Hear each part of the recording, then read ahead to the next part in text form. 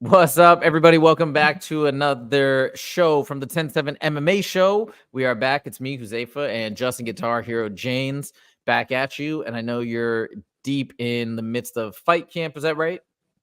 Yes, sir, man. I've been busting my ass for the last couple months. February 10th, me and Carson Hartman are gonna, meet in the middle and see who backs up first, man. Looking forward to it. Amazing. And Justin's also been doing a couple shows with Jesse on Fire. So if you guys probably are in the MMA community and in the world of the UFC, you probably know Jesse on Fire. He's an amazing YouTube channel, an amazing YouTuber. And Justin's been appearing there a couple times on his show. Hopefully that continues, because I think they're just such a great duo together in terms of what they each bring to the table and what they can talk about and kind of analyze together. So that's been really fun. And man, a lot of stuff has happened since Monday. So I'm excited to talk to you about everything. Now, in terms of the topics today, I did want to jump into, hold on, I'm just muting this. I did want to jump into our topics, but there's something that Jesse had texted us that I wanted to start talking about initially, just to get your take on this. So apparently there's a proposed MMA rule change, okay? And this is that an opponent will no longer be considered grounded if their hands are on the canvas. So it must be, and so it must be something besides feet. So knees or elbows. So your elbows have to be down or knees have to be down. So you could be like, I guess, leaned over with your hands and feet on the ground, but you're still not a ground opponent. What Jesse said is that's crazy, because now guys hand on the canvas and you can kick his face or knee his face or something like that. And I thought that was really interesting, especially because that people were saying that, like, for example, somebody like Aljamain Sterling was almost taking advantage, not like in a bad way, but he was using that rule to his advantage. He knew if he was on the ground, he should be protected from knee. So he did intentionally kind of like wait on the ground. And that's, I think, where when he got kneed in the face illegally. I know he was pulling that against Henry Cejudo as well. So anyways, Justin, I want to get your take on this proposed rule change right off the bat. Like, what are your thoughts on that? I love it. I genuinely, I don't think it's that big of a deal, to be honest.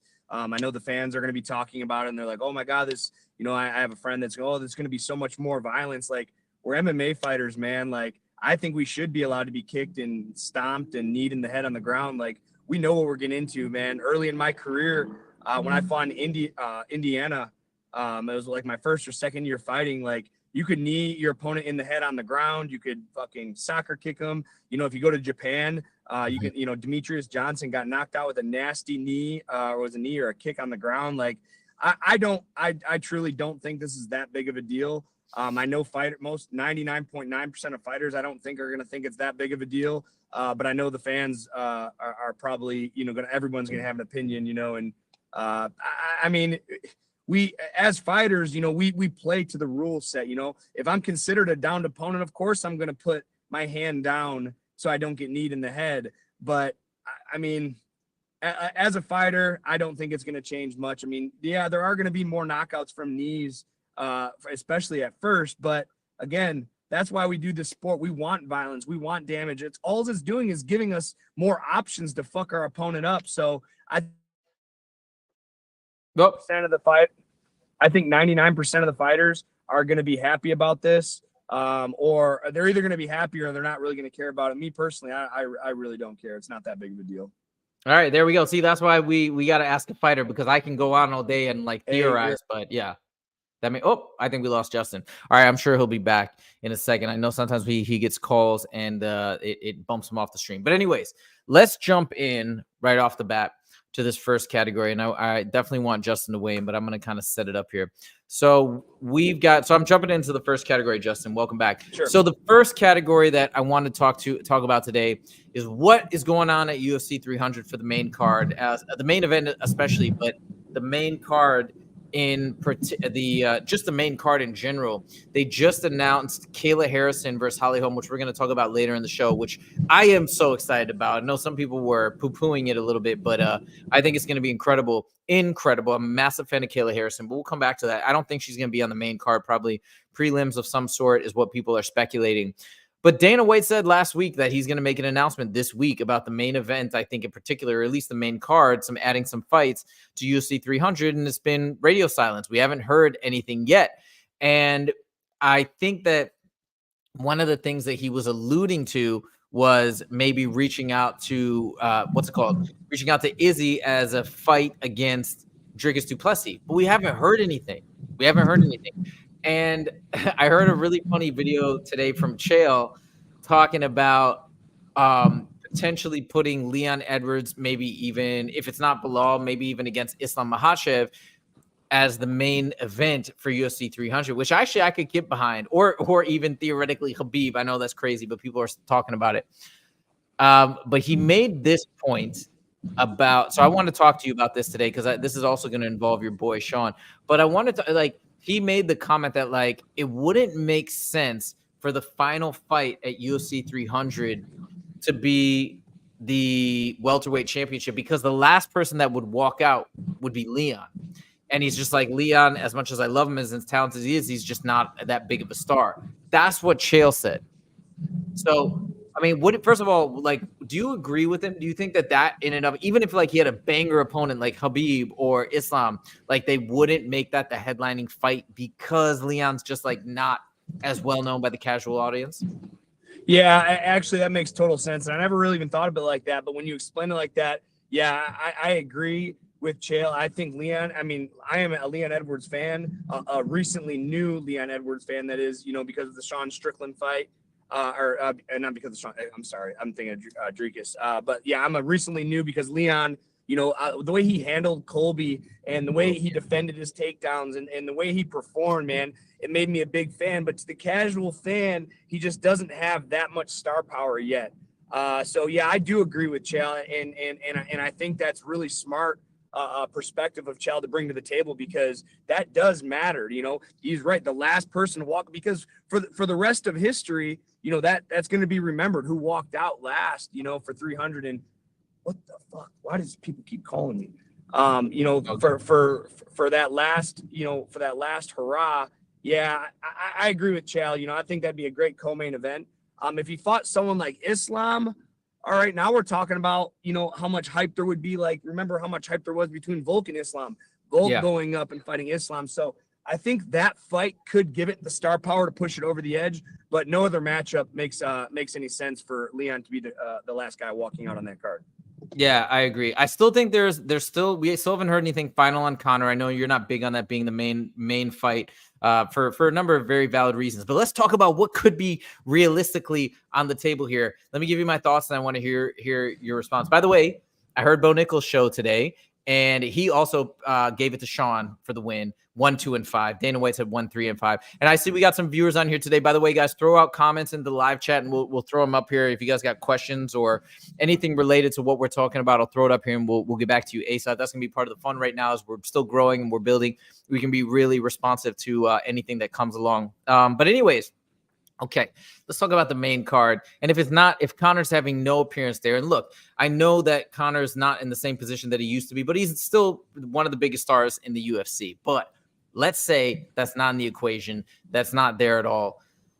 They're talking about maybe Dricus versus Izzy, okay, as the main event, which I think could be cool. But hear me out on this, right?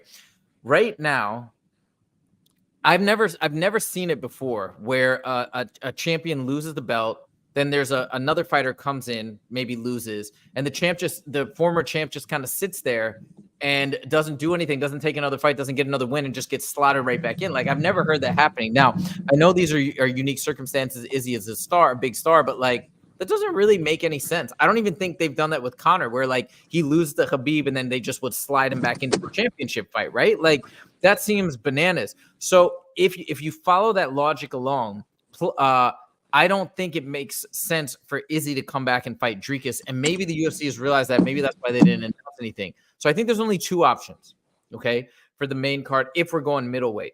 The two options are Khamzat versus Dricus, in my opinion, or rematch with Sean Strickland. I am leaning towards the rematch for Sean Strickland. I'd love to hear your thoughts on this.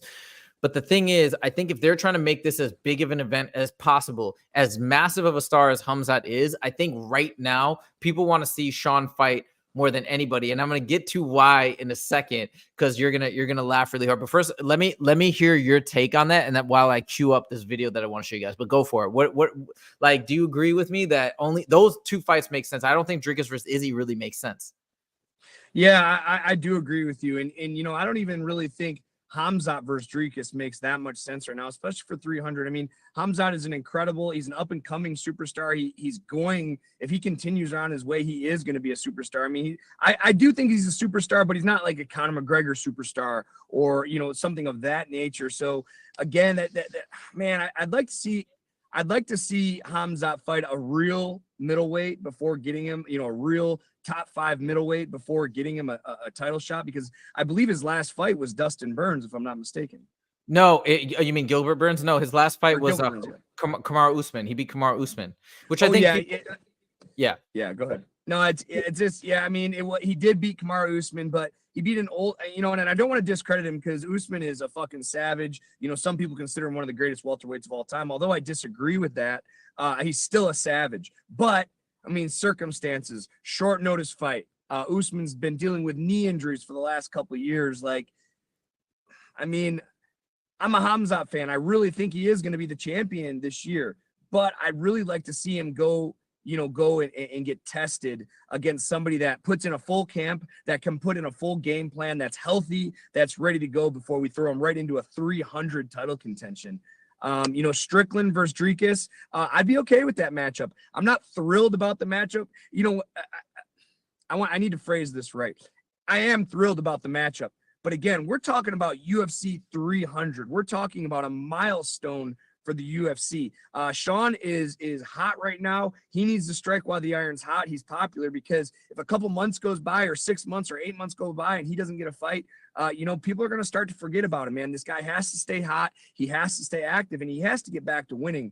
I'd be okay with that rematch, but I'd rather see, I don't know, man, like Islam and Leon. I really like that because it's, you know, it's the number 1 pound for pound fighter going up a weight class. If he beats Leon Edwards, to me, he's the number 1 pound for pound fighter in the world. The reason I'd say that is because, you know, Volk being ranked in the top 2 consistently, people are like, oh, well, Volk's better. Well, Volk went up a weight class and lost. Now, if Islam goes up a weight class and wins, it's undisputed. He is the best pound for pound fighter in the UFC, and arguably one of the best pound for pound fighters in the history of the UFC. Oh, you just made a very, very compelling argument that I didn't think about. That's actually true. If we do that headliner and Islam wins, that's a history making fight and a history making victory. I didn't think about that. Actually, that's phenomenal. That could sway me a little bit to, well, minimum being co-main. That idea that Chael throughout seems less important when you think about it in that context, that we're fighting for a historic achievement at UFC 300. So, okay, that does sway me. I'm going to go back. I'm going to say, and we're going to move on to, because I kind of threw it up there. You're talking about Khamzat Chimaev. I do want to talk about him a little bit, but sure. I'm going to say in my mind, okay, let's say Leon versus Islam, if that's some way possible, even with Ramadan ending a few days early. But if that's possible, that'd be amazing. And I'm still going to say I would like to see either Sean Strickland fight Dricus or Khamzat fight Dricus. And I'm going to give you my reason why I think it could be possible to slide Khamzat in there against Dricus. Why I wouldn't think it's such a egregious thing. And a lot of people have been saying he doesn't deserve it. I don't know if I agree. But I still would love to see Sean go against Dricus. You see how many people are going bananas about Sean's loss. And I want to show you this video. So this is like the most hilarious thing. This is from MMA Guru, okay, my favorite YouTuber in the MMA space. So this is just so funny. Hopefully we can hear this audio. So listen to this. Strickland's fan base are the most insane fan base I've ever seen in UFC history. They're definitely up there. There's been some others, don't get me wrong, but I think this is proof that Sean Strickland is a superstar in the UFC, because the only time you see this level of absolute swarm on social media is when someone's an absolute superstar. I want to go through some of the comments that we see on Instagram here, because they are on every single post, whether it's on Dricus's page, on Strickland's page, ESPN, UFC posts on Instagram as well. They're everywhere on Dricus du Plessis' post. Okay, so I love it. So this is his point as to why Sean Strickland's such a big star, and it makes a lot of sense. And look, I'm a huge Sean Strickland fan. I think he won, but like the reasons that people are posting as to why he won are actually insane. Like they make no sense. Like he's saying people are. You guys should watch this video, by the way. Hold on, let me post the link in the in the chat. It's so funny. Hold on, I'll throw it up here for you guys to watch later. But anyways, the thing is there's comments on Drickus' page, on Sean's page. It's like, in order to be the champ, you have to really beat the champ. You need to knock him out. Like, that's not a rule. Like, what are people talking about? Or what else did somebody say? Like, I don't know. They're just almost like making up their own rules, but it proves, right? Like, when people go that nuts, when do they go that nuts? It's really for like Conor, maybe Khabib was to that level, or John Jones, when you just love him so much. Like, people wanted John Jones to have beaten Dominic Reyes so bad because they love him, not because he probably won. I mean, it was not, most people think Dominic Reyes won. So you can see the star power that Sean Strickland has, and the way he took the loss and all that stuff is like adding to. So if you're doing it from that vantage point, I think they got to put Sean back in there. But anyways, I don't know. Like, do you think that has any credibility? The fact that people are sticking up for him so hardcore? Yeah, I think it's great, man. I think it's great to support, the fighters that you follow. But, I don't know if you saw the video of John Anik coming out talking about the fans that support Sean and support Dricus.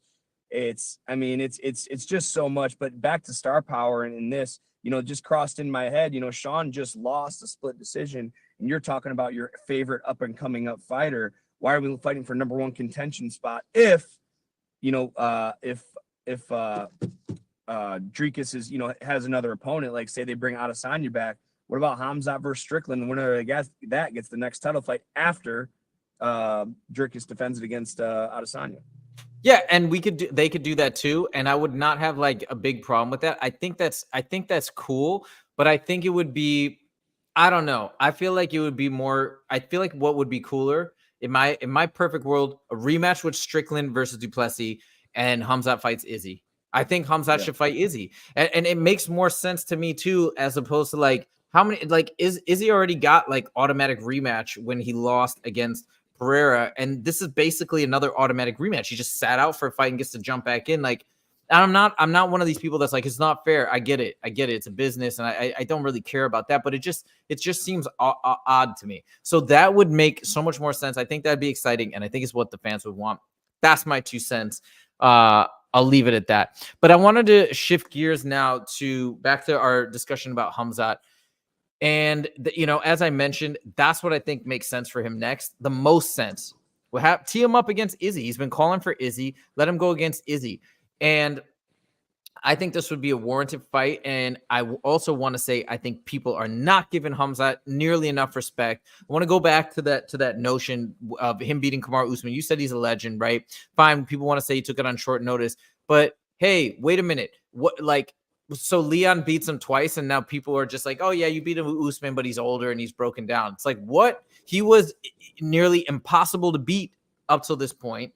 Now he beats him, and he beat him with a hand injury. So people are like, it wasn't a dominant enough victory, or he gassed. He didn't gas, I don't think. I think he was crushing him in the first round.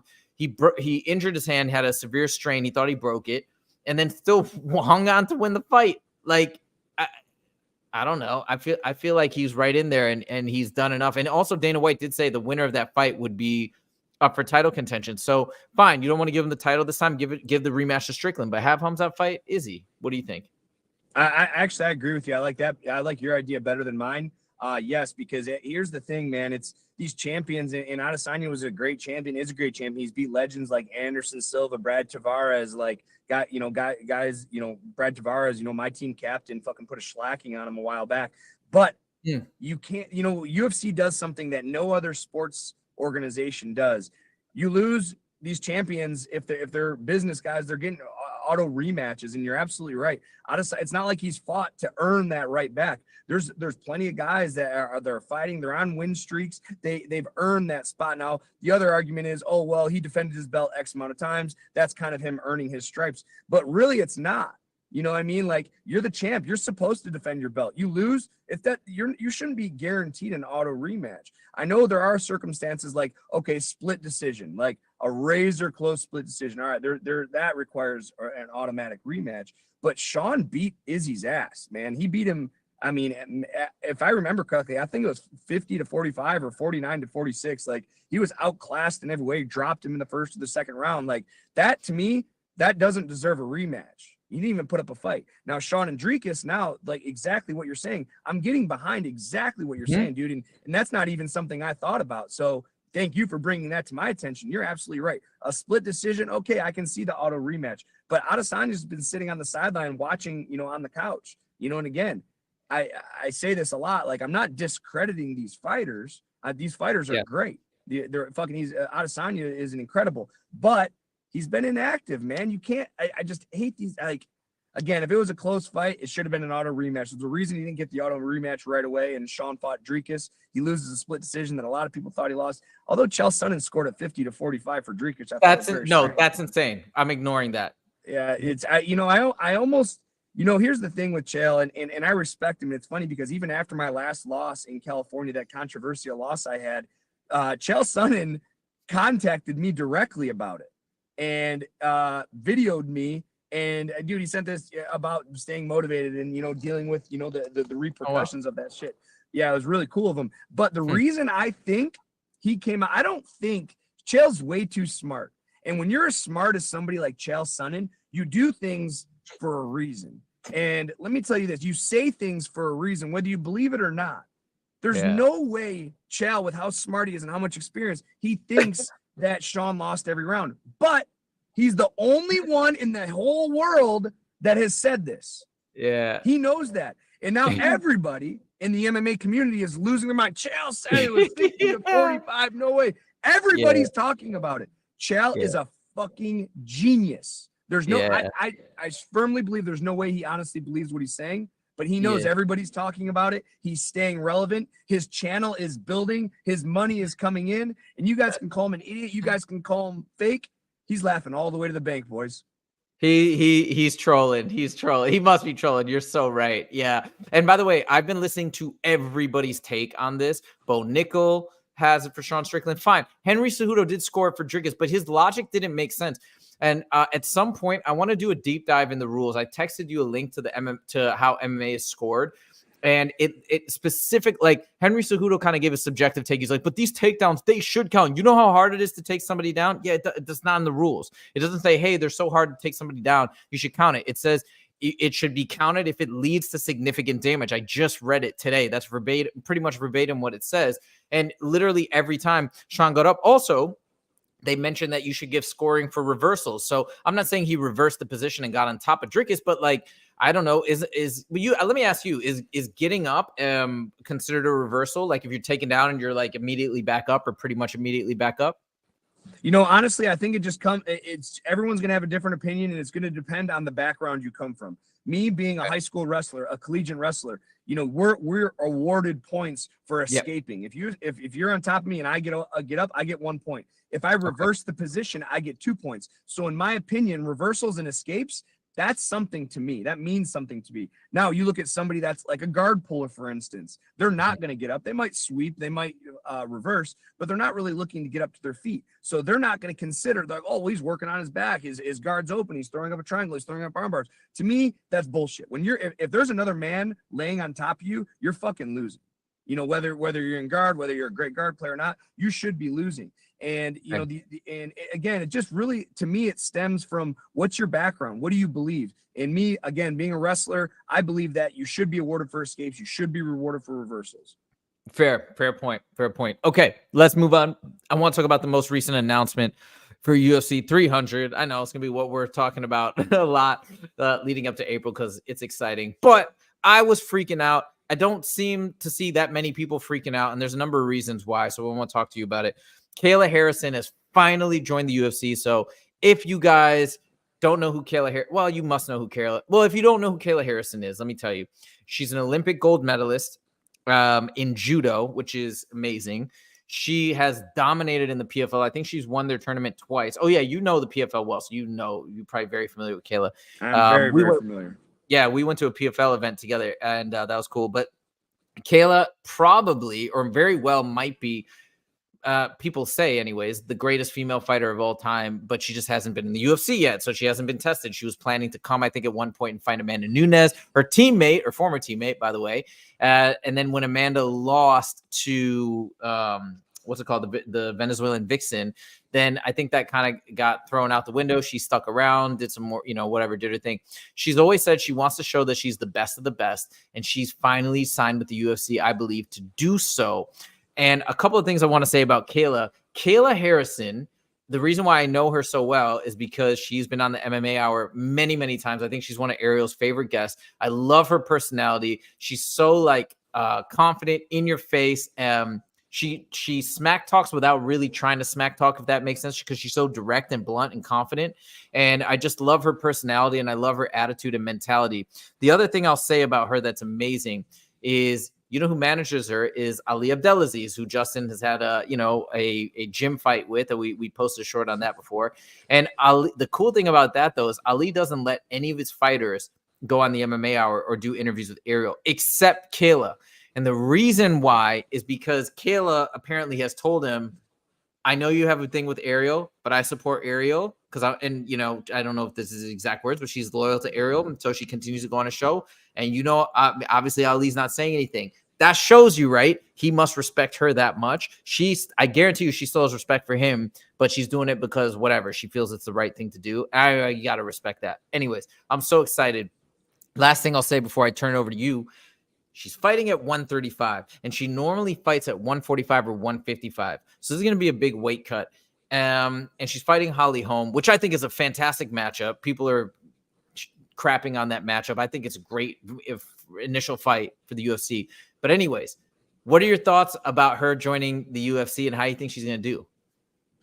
It's funny when we're bringing this up, and how I feel about most women's MMA, and I think it's great. I'm just not a huge fan of all of it. But let's talk about this fight. I am, believe it or not, very, very excited about this fight. And I don't think you probably thought that I was going to say that. I am a huge Holly Holm fan. She has done such an incredible things. She's such an incredible. We're talking about the preacher's daughter here, man.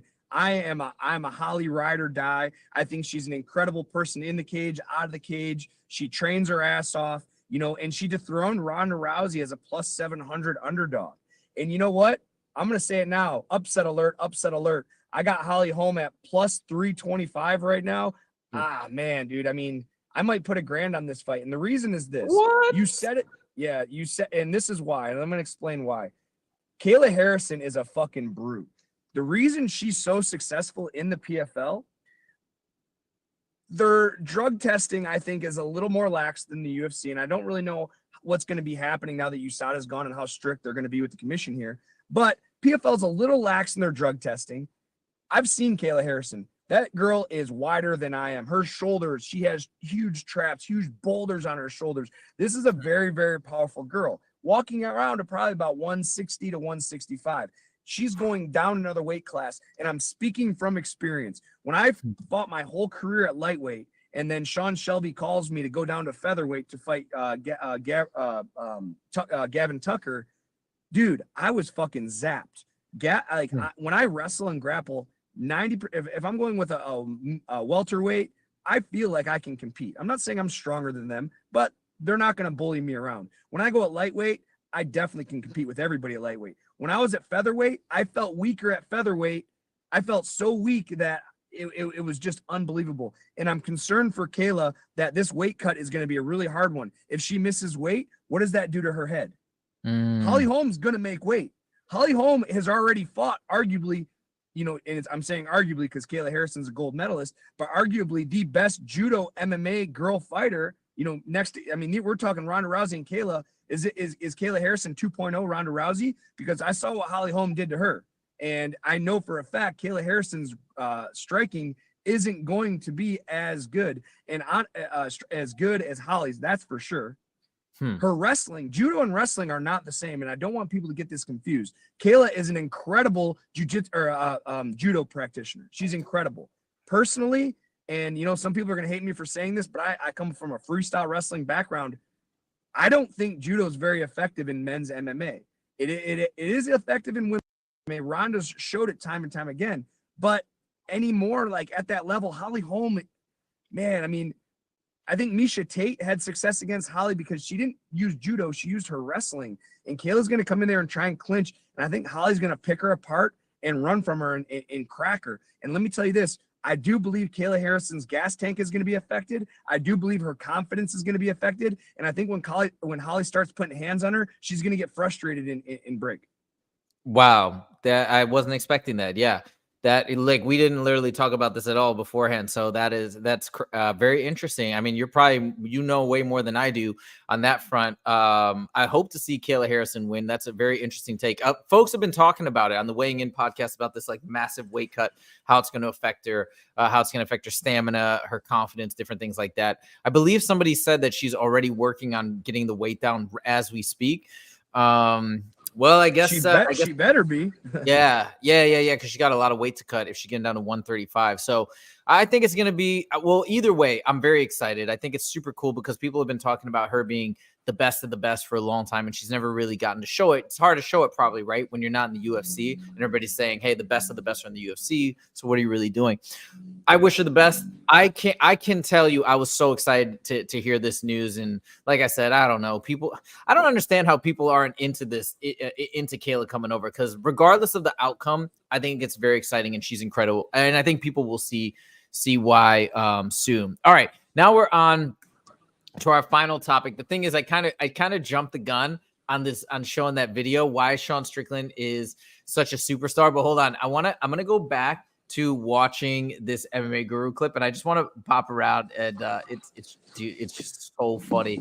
But he does make a good point. I think he is a massive star. All right, here, let me jump ahead a little bit to some more of these comments. It's so funny. Okay, watch this. Fights in UFC history. Sean, you should have just KO'd him. That's what I would have done. Okay. You got taken down like 40 times. What annoys me is that's the defense. It wasn't even the takedowns. Dricus was landing. This is what MMA Guru is like, obsessed with Dricus du Plessis. So he's defending him no matter what. Maybe you can say the same about me with Strickland, right? I'm defending him. But the thing is, he's like, people are saying that the takedowns swayed it, and he didn't do anything with the takedowns. But MMA Guru is like, but that's not why he won. I disagree. I mean, you probably disagree too. I'm sure those takedowns, which were ineffective in my opinion, is what pushed him over the top with the scorecard. So I actually disagree with him here. But I mean, right? You agree with, or what do you think? Yeah, I think that was a difference maker, man. I mean, 6 takedowns out of 11 attempts, man. It's Sean. I mean, it's again, you just look at it, and I do agree with Henry Cejudo, man. Like, it takes a lot of effort, and you look at a scoring system, and I know the rule set says, what did you? I'm trying to say what you said earlier, like, oh, it's only effective if you take him down and do damage. He didn't do damage, but there's aggression and there's forward pressure and there's cage presence. And those are all factors in determining. And when you're in somebody's face, grappling and taking them down, like, you're putting a pace on somebody. I do think that takedowns do score. And in a close fight like that, I do think that was the difference maker to those judges. And I'm sure they would say the same thing. Okay, I am going to hold on. I want to pull up the rules because I just want to talk about this with you really quickly. We may as well, since we're on the topic. So here are the unified rules. I believe these are, so here's what it says. Effective striking, grappling. Okay, here, watch this. Successful execution of takedown, blah, blah, blah. Reversals and the achievement of advantageous positions that produce immediate or cumulative impact. Look, with potential to contribute to the end of a match, with the immediate weighing more heavily than the cumulative. It shall be noted that a successful takedown is not merely a changing of position, but the establishment of an attack from the use of the takedown. That's what it says. So, I mean, yeah. I just feel like Henry Cejudo makes an interesting point that is logically sound, but it's not grounded in the language or the rules, right? Like, you know me, I have a law background, sure. So like we have to look at the language, and we have to really pull it from there, as opposed to like people having interpretations. That's what I think. I think that would make more sense to weigh it against the standard written there. But anyways, okay, hold on, wait, let me show you a couple more of these comments. It's so funny, dude. Once I let me get it back up here. Hold on, we're gonna go back to Sean Strickland. Okay, check this out. Let me fast forward a little bit more. What? Okay, look, whatever the word is, defending him. Honestly, one of the worst robberies I've watched in a long time. They have an agenda against you. What? This dude has never seen the sport. I mean, dude, it's funny because like he's saying it's the worst robbery of all time. I mean, that's obviously not true. Like that's ridiculous. Yeah. This was such a razor close decision, but this is how people feel, and that it's only because they like him that much. I mean, who else would they say this for? Like when people were saying Nate Diaz beat Leon Edwards, right? Because he got the hit at the last round. That's obviously ridiculous, but people are saying it because they're such massive Nate Diaz fans. Now the same thing is happening to Sean Strickland, but Sean Strickland is, I think he might be the biggest star and after Conor McGregor right now. If you look at all the polls that are being run, I saw MMA Joey did a poll, MMA Guru, Jesse on Fire, and everybody's like, I want to see Sean Strickland, you know? And then you look too at how he handled the loss here. I'm going to do the stop screen share. I mean, I can play. Guys, by the way, if you're watching this at any point, I put the link to this video in the chat, so make sure to check it out. It's so funny to see his reactions to all these like insane comments that make no sense. But anyways, yeah, I don't know. I think all this just bolsters the fact that he's the biggest star, and I don't know. Don't if I call it, you got to give me my due credibility or my due credit next week if I call it. But I don't know, from the fan perspective and for generating the most money, I think they got to do Dricus for Strickland for the rematch at 300. I hope you're right, man. And if they are going to do a Dricus matchup for 300, I don't think Dricus is a big enough star, but Sean Strickland definitely is. And I would love to see that rematch, and there'd be a lot of hype. And you know what's crazy is I think like, well, what would he do different in a rematch? More teeps. Motherfucker, he won't do anything different. He's gonna get in his Philly shell. He's gonna do the same shit, and he's gonna tell Dricus he's gonna do the same shit. He's just gonna try to land. He's just gonna try to hit him a little harder. I bet that's the thing I love about Sean Strickland. He's just so raw and uncut, man. He's just, hey, what are you gonna do different? Nothing. I'm gonna still train my ass off. You know, the guy's already fucking back in the gym, dude. Like he's already getting, you know, he's cut right now, and you know, so I'm seeing these weird videos of ESPN posting. It's like, oh, Sean Strickland's high up on a ladder with his cut. It's like, what? Like, have you seen any of these videos? ESPN posted. No. So Sean's standing on a ladder, like a, I don't know, 12-foot ladder. And ESPN puts like the emoji of the ghost face. And it's like Sean Strickland this high on a ladder with his cut. It's like, what? So me and a couple of the fans started going back and forth and being like, oh, what's next? Oh, here's Sean sitting on the toilet with his cut. Oh my God. I can't believe it. Like, people are losing their mind over, like, he's just doing basic normal things, and people are getting, I don't know. It's silly, but regardless, Sean Strickland is a superstar. He earned it. Guy works his ass off. He does deserve that immediate rematch, in my opinion. Okay, let's see. We're just all in anticipation of what's going to be announced for this main card, because like they may not. The only fight I think that's been announced on the main card right now, I think, is the BMF title. Like I imagine that's going to be on the main, but I don't think a single of these other fights are going to be on the main card. So I'm excited. I think people that are saying it's going to be a letdown have no clue what they're talking about, because I don't think the UFC would let us down. I think that it's going to be something very special. So that's it basically for today. Thank you guys for joining. We appreciate the growing audience. We're up to 173 subscribers. That's a big deal for us. We're very excited. Where do we get those extra 13 subscribers? Shout out. Last time you texted me a couple days ago, we're at 160, man. Let's go. Come on. We're growing. Yeah. No, it's really fun. So I hope you guys like what you see. And if you got any comments, questions, feedback, both post them in the comment section, or obviously in the live chat if you guys ever want to. And yeah, man, this is a hell of a lot of fun. So we're going to keep it going, and let's see what new news comes out by Monday. Thank you guys so much for joining. Have an amazing weekend, and we will see you in the next video. Take it easy.